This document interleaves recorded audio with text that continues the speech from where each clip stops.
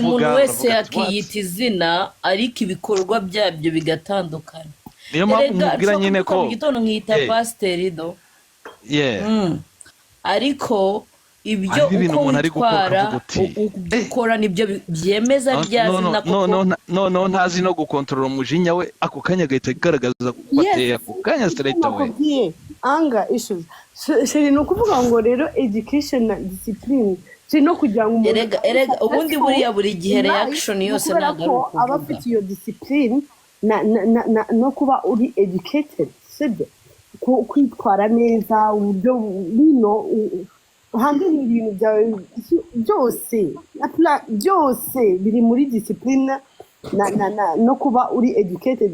Education ntabwo ari ukuvuga ngo ni uko wize na za masters cyangwa iki no nuko wize kubana n'abantu mwari muri n'uburere wararezwe urumva so ntabwo waba ukontorora uvuga nabi cyangwa iki warangiza ukumva ko warezwe oya bikajyana n'iyo discipline nyine discipline ubwo ni uburyo management ngo aherutse kubwira Roya wa motion igiswahili ariko kandi ari umunyakameruni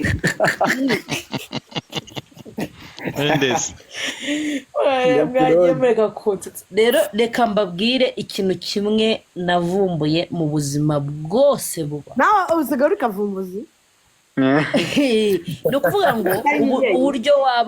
uburyo wabaho bwose ibyo wakora byose urumva n'abo wabana nabo bose ni ukuvuga ngo ugomba kumenya ikintu kimwe cyitwa guceceka ukajya kuvuga wabanje kureba ibyo ugiye kuvuga ibyo ari byo no guca bugufi ni ukuvuga ngo silence ikintu bita silence mana yanjye iyo utaramenya guceceka muri buri kintu cyose discipline ntabwo my dear hari ibintu ushobora gukora oya niyo utabyiga mu ishuri Shadibu niyo utabyiga mu ishuri buri gihe niyo waba kwiga ntabwo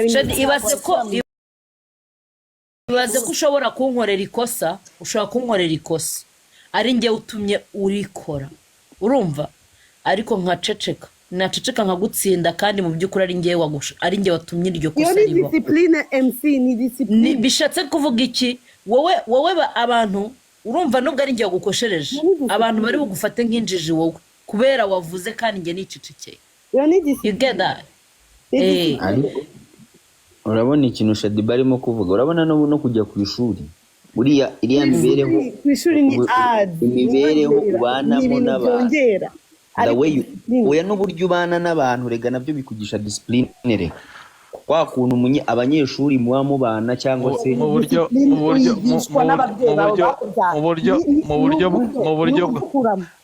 mu buryo bworoshye ubumenyi n'ubwenge ni ibintu bibiri bitandukanye. Thank you.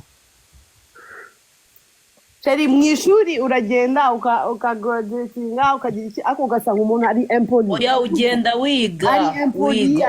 uri kubana n'abantu benshi batandukanye ugenda umenya abantu ukuntu bateye ugenda umenya abantu ukuntu bagiye ikinyabupfura gitozwa ukiri muto urumva hari abantu batigize bakura n'ababyeyi kandi bagifite Sheri nukuvuga ngo thank you Sheri I'm sorry President wavuze ngo ufite discipline ikwiye ku babyeyi